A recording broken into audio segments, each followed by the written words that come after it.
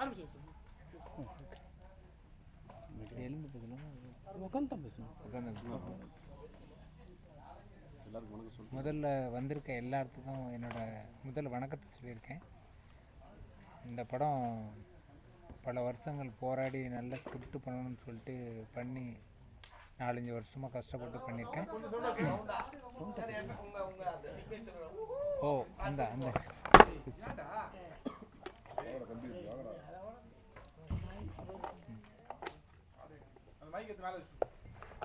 சவுண்டாக பேசுங்க சார். நல்லா இந்த பார்த்திங்கன்னா இந்த கேரக்டரையும் இந்த கதையும் இந்த வசனத்தையும் பார்த்திங்கன்னா பல வருஷம் போராடி இந்த மாதிரி ஒரு கதையை உருவாக்கி உங்களுக்கு பிடிக்கின்ற நம்பிக்கையில் பண்ணியிருக்கேன். உங்களுடைய கருத்துக்கள் எதாக இருந்தால் சொல்லலாம். வணக்கம், ஃபைட் மாஸ்டர் மிரட்டல் செல்வா பேசுகிறேன். இந்த சாரா படத்தில் நான் நிறைய படத்தில் கேரக்டர் சின்ன கேரக்டர் டைலாக் எல்லாம் பேசியிருக்கேன். ஆனால் முதல் தடவை ஒரு வில்லனாக என்னை வந்து காண்பித்து எங்கள் டைரக்டர் தான், இயக்குனர் தான் என்னை ஃபஸ்ட்டு அறிமுகப்படுத்த மாரி இதுதான் ஃபஸ்ட்டு ஃபிலிம்னே கூட வச்சுக்கலாம். நிறைய படம் பண்ணியிருக்கேன், பிதாமகன்லாம் கேரக்டர் பண்ணியிருக்கேன், டைலாக் எல்லாம் பேசியிருக்கேன் நிறைய படங்களை. தேவ்னு ஒரு படம் கார்த்தி சார் படத்தில், இதுதான் எனக்கு ஃபஸ்ட்டு படத்தில் வில்லனாக என்னை அறிமுகப்படுத்தியிருக்காரு.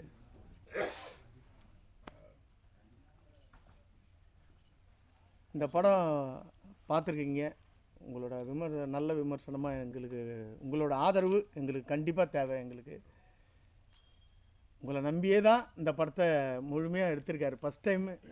ஃபஸ்ட்டு படம் யார்கிட்டையும் உதவியாளராக யார்கிட்டையும் இல்லை, தனிச்சாக வந்து சுயமாக பண்ணியிருக்காரு.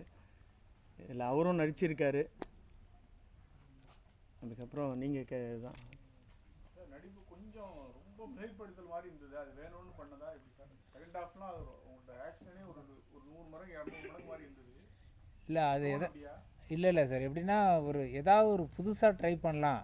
ஒரு கேரக்டர் வந்து ஒரு அப்நார்மலாக ஒருத்தன் வந்து மாறினா எப்படி இருக்கும் அப்படின்ற மாதிரி அந்த மாதிரி யோசித்து தான் சார் அந்த மாதிரி ஒரு வித்தியாசத்தை கொடுக்கலாம் அப்படின்ட்டு தான் அந்த மாதிரி ஒரு கேரக்டர் டிசைன் பண்ணது சார்.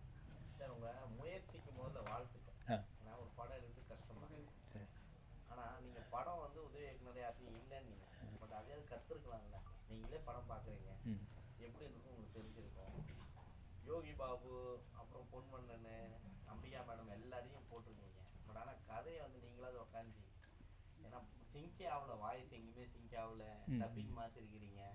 நீங்களாவது யோசிச்சிங்களா? ஏன்னா நம்ம கஷ்டப்பட்டு வரோன்றத திரையில காமிக்கும் போது அடுத்து படம் பண்ணணும், ஜெயிக்கணும்னு போகணும். கண்டிப்பாக இதோட போகணும்னு நினைக்கிறவங்க தான் இந்த மாதிரி படம் பண்ற மாதிரி தோணுது. நீங்க எப்படி பார்ப்பாங்க?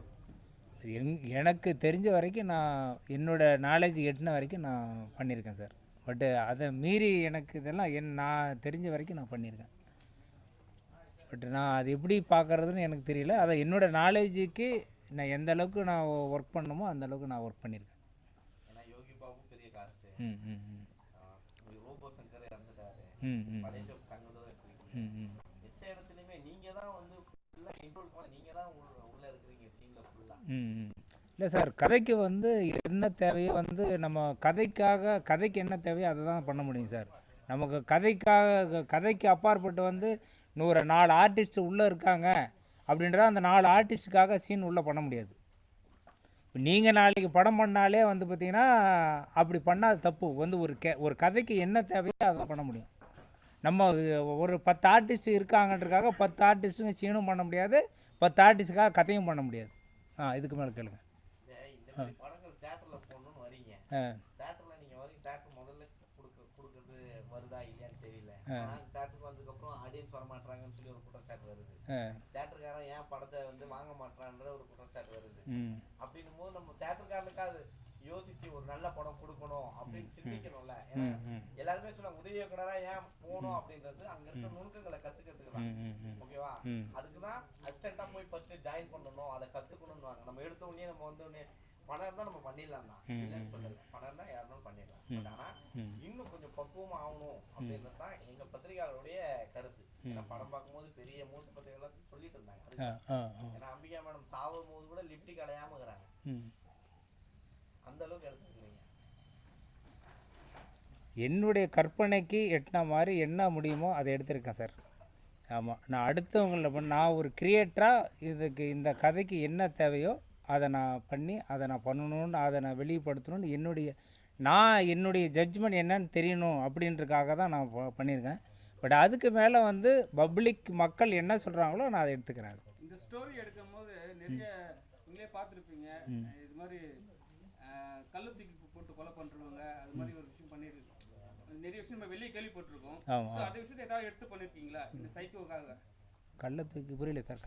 இப்போ நிறைய ஒரு 2 வருஷத்துக்கு முன்னாடி ரோட்ல பட்டவங்கலாம் கல்லு தூக்கி அடிச்சு சாவடிச்சாங்க.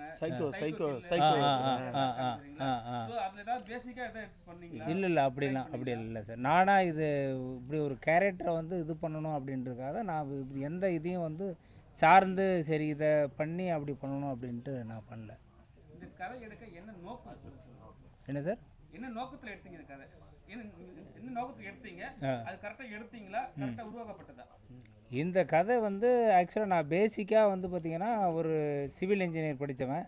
அதனால் வந்து அந்த கதைக்களத்தோட அதில் இருக்கிறதுனா நம்ம ஏதாவது கொஞ்சம் பெட்டராக நமக்கு வந்து ஐடியாஸ் கிடைக்கும் அப்படின்றதுக்காக இந்த மாதிரி கதைக்களத்தில் அதை எடுத்து அதுக்காக நான் ஒர்க் பண்ணேன். 12th எக்ஸாம் என் வாழ்க்கையே விட்டு கொடுத்தேன்னு சொல்கிறீங்க.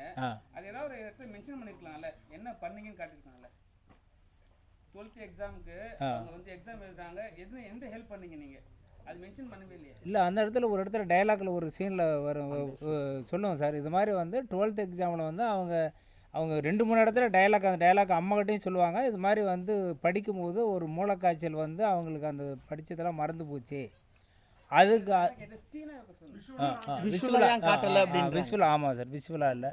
ஏன்னா அதுக்கான டூரேஷன் இது பண்ணுறதுக்காக அப்படி டைலாக்.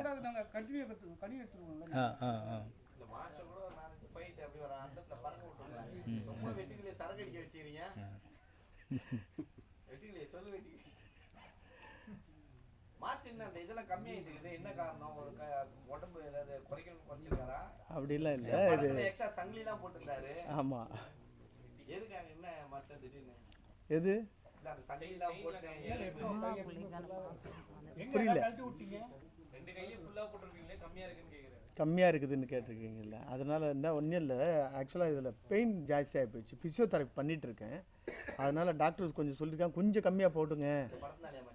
படத்தில் பார்த்தீங்கன்னா நிறைய எவ்வளோ போட்டிருக்கேன், 2.5 கிலோ மேலே போட்டிருக்கேன். 2.5 கிலோ போட்டிருக்கேன். அதை கைட்டு வச்சுருக்கேன். அது கொஞ்சம் சரியான உடனே போட்டுக்கலான்னு தான் வெயிட் பண்ணுறேன் சார். சாக்ஷி அவர்கள் கல்யாணம் பண்ணிட்டு 2வது படம் இது பண்ணுறாங்க. ப்ரெஸ் மீட் கேட்குறீங்க, ப்ரெஸ் ஷோ ஏன் உங்களுக்கு கூப்பிடல? இன்ஃபார்ம் பண்ணீங்களா? உங்களுக்கு இன்ஃபார்ம் பண்ண பல முறை கூப்பிட்டேன் சார், பல முறை இன்ஃபார்ம் பண்ணியாச்சு. பட் அதுக்கான ரெஸ்பான்ஸே இல்லை. என்ன சொன்னாங்க அவங்க சைடு? ஃபோனே எடுக்கலை சார், ஃபோனே எடுக்கலை. வாய்ஸ் மெசேஜும் பல வாட்டி வாய்ஸ் மெசேஜ் போட்டாச்சு, பல வாட்டி கால் பண்ணியாச்சு.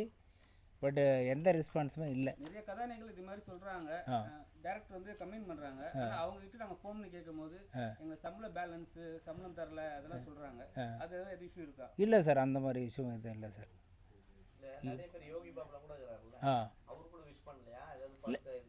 இல்லை சார், அதான் எல்லாத்தையும் கூப்பிட்டது சார், எல்லாத்தையும் பேசுனது, எல்லாத்தையும் இன்வைட் பண்ணது. பட் அதுக்கப்புறம் முதல்ல வந்து இது மாதிரி ஒரு விஷயம் நடக்குது அப்படின்னா அப்போ ஃபோன் எடுக்கிறாங்க. அதுக்கப்புறம் வந்து அடுத்தது வந்து பார்த்திங்கன்னா ஃபோன் எடுக்கிறதில்ல, மெசேஜ் ஏதாவது வாய்ஸ் மெசேஜ் போட்டாலும் ரிப்ளை பண்ணுறதில்ல, அதுக்கு அப்படியே விட்டுறாங்க.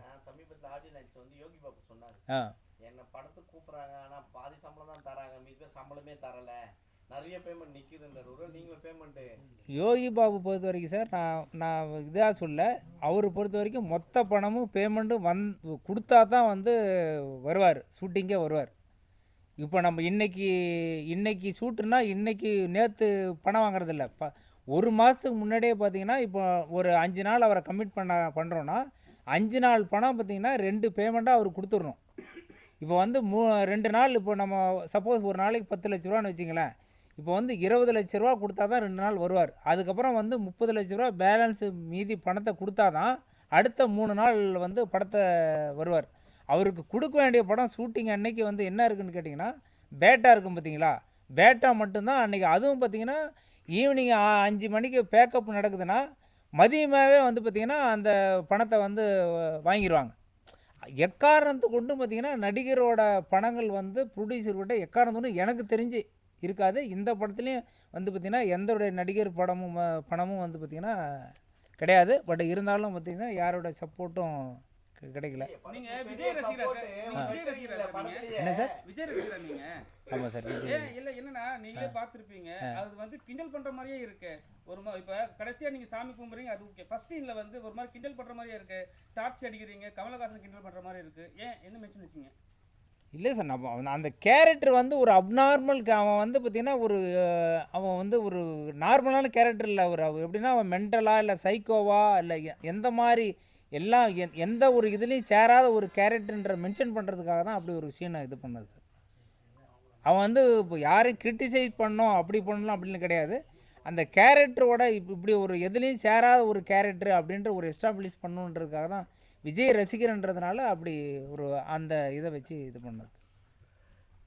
சார் நீங்கள் சிவில் இன்ஜினியரிங் சொன்னீங்க சார். பில்டிங் கட்டுறதை பற்றி நீங்கள் படிச்சிருக்கீங்களா? ஆமாங்க. ஆனால் நீங்கள் வந்து சித்தாவில் தான் செய்கிற மாதிரி காமிக்கிறீங்க. ஆனால் இது அம்பிகா அவங்க இருக்கும்போது வீடெல்லாம் ரொம்ப கிராண்டாக இருக்குது. இந்த மாதிரி தான் இருக்கிறாங்களா? நான்லாம் அந்த மாதிரி வேலைக்கெல்லாம் போயிருக்கேன் படித்தது. இது சார். இன்னொரு விஷயம், ஸ்டெப்ஸில் வந்து உட்காந்து பேசுகிற கான்வர்சேஷன் என்னென்னா, அவங்க ஏதோ க்ரீமை கலக்கிற மாதிரி கலக்கிட்டு பேசிக்கிட்டு இருக்காங்க. இப்போ படத்தோட இன்ஜினியரான சாக்ஷி அர்வால் வந்து ஏதோ கான்வர்சேஷன் பண்ணுறாங்க. வேலை செய்கிற மாதிரியே தெரியலையா, ஒரே அமைச்சூராக இருக்குது. இதில் இந்த அவங்க படியில் உட்காந்து ஷாட் எடுத்துருப்பீங்களா? யோகி பாபுவும் தங்கத்துறையும் பேசுகிற ஷாட்டு. யோகி பாபு. ஆமாம் சார். மெச்சூராக இருக்குது. நீங்கள் சிவில் இன்ஜினியர் சொல்கிறீங்க, சம்மந்தமே இல்லை. சிவில் ஒர்க்கில் எந்த ஒரு மெச்சூரிட்டியுமே இல்லை. இல்லை சார், அங்கே வந்து பார்த்தீங்கன்னா அவங்க வந்து ஒரு ஆர்கிடெக்ட் சார். ஆமாம். இல்லை, அவங்க வந்து எப்படின்னா ஒரு காமெடின்ற பேரில் அவங்க வந்து வேலை இப்படி லூட்டி அடிக்கிறாங்க, இப்போ வேலை செய்யாமல் லூட்டி அடிக்கிறாங்க அப்படின்ற மாதிரி எக்ஸ்டாப்ளிஷ் பண்ணுற மாதிரி அந்த சீன். இல்லை சார், அவங்க இல்லை அந்த டைலாக்கு முதல்ல இருக்குமே சார். இவங்க 2 பேரும் பேசிகிட்டு இருப்பாங்க, ஏன்டா இது மாதிரிலாம் பண்ணிகிட்டு இருக்கேன்னு வந்து யோகி பாபு உள்ளே என்ட்ரி ஆகும்போது அந்த டைலாக் சொல்லிட்டு தான் அந்த உட்காருவார். இப்போ இவரும் வந்து பார்த்தீங்கன்னா எங்கடா போனேன் அப்படின்னு அந்த லேடிஸும் சொல்லுவாங்க, இது மாதிரி எங்கேயா போனால் இங்கே இருந்துச்சு விட்டுன்னு சொல்லிட்டு அந்த ஒரு காமெடி ஓரியன்டில் தான் அந்த சீன் பண்ணது சார். சார் இப்போ நீங்கள் 2வது சீனில் விஜய் சார் 2வது சீனில் சொல்லியிருப்பீங்க கடவுள் மாதிரின்ட்டு. விஜயை வந்து கடவுள் மாதிரி சொல்லியிருப்பீங்க. நிறைய பேர் அப்படி தான் சொல்லி திரியிறாங்க. ஆனால் அவங்க வந்து நாங்கள் வேற மாதிரி தான் சொல்லியிருக்காங்க மற்றவங்க.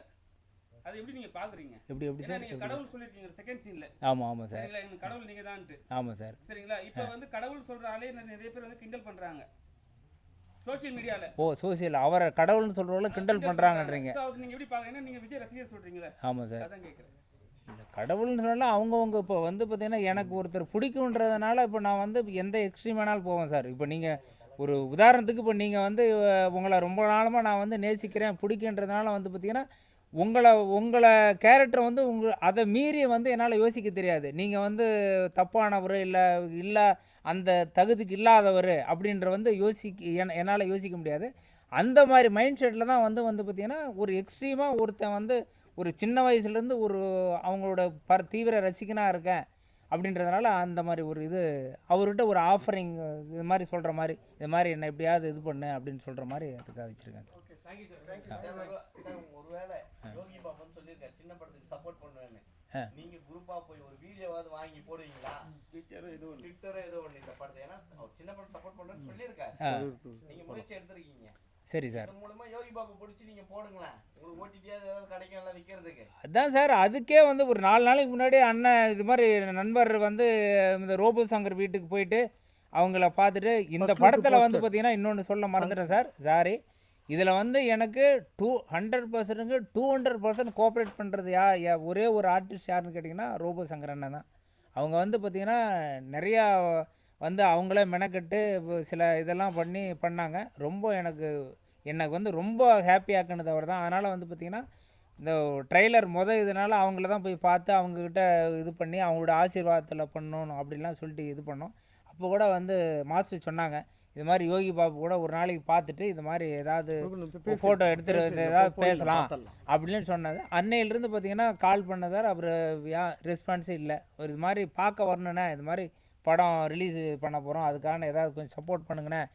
சரியா, அப்படியாப்பா, நான் சொல்கிறேன்ப்பா அப்படின்னாரு. அதுக்கப்புறம் பார்த்திங்கன்னா அவர் மேனேஜர் எந்த சைடு எந்த ரெஸ்பான்ஸும் இல்லைண்ணே. சரி முடிச்சுட்டு சரி வேறு வழி இல்லை அப்படின்னு சொல்லிட்டு தான் சரி அப்படின்ட்டு யோகி பாபு படத்துக்கு? படத்துக்கு ஒத்துழைப்பு கொடுத்தாரான்றது எப்படின்னா 100% இல்லைண்ணே. ஒரு பார்த்தீங்கன்னா ஒரு 75% கொடுத்தாங்க. பட் 100% இல்லை. பட் எனக்கு அது கூட பெருசாக தெரியல. பட் என்னென்னா இது மாதிரி ஒரு சின்ன கம்பெனி வந்து ஒரு படங்கள் பண்ணும்போது வந்து பார்த்திங்கன்னா இது மாதிரி ஏதாவது ஒன்று அட்லீஸ்ட் நீங்கள் சொன்ன மாதிரி வரலனா கூட எப்போ வந்து ஏதாவது ஒரு வீடியோ எடுத்து போட்டு நீங்கள் ஏதாவது இது பண்ணுங்கப்பா சப்போர்ட் பண்ணுறேன் அப்படின்னு வந்து அவங்க பிஸி ஷெட்யூலில் கூட அந்த மாதிரி ஒரு சின்ன சின்ன உதவிகள் பண்ணோம்னா இப்போ எங்களை மாதிரி சின்ன ப்ரொடியூசர் டைரக்டர்லாம் வந்து பார்த்திங்கன்னா கொஞ்சம் வளர்கிறதுக்கு கொஞ்சம் சப்போர்ட்டிவாக இருக்குண்ணே. சார் அடுத்தது விஜய் வச்சு என்ன படம் பண்ணுற ஐடியா இருக்கா உங்களுக்கு? இல்லைண்ணா விஜய்னா அந்த ரசிகராக கேட்குறேன். விஜய் ரசிகராக நான் அந்த அளவுக்கு நான் இன்னும் வளரலை. பட் விஜயோட நான் பரம ரசிகராக அதை வந்து என்னோடய படத்தில் ஒரு பகுதியாவது இது பண்ணுன்றதுக்காக தானே அப்படி இது பண்ணுவேன். பக்கத்துலேயே விஜய் உட்காந்துருக்காரு. விஜய் விஜய்க்கு ஃபுல்லாக டூப் நடிச்சவர் அவர் தானே, ஃபைட் மாஸ்டர் தானே விஜய்க்கு பண்ண.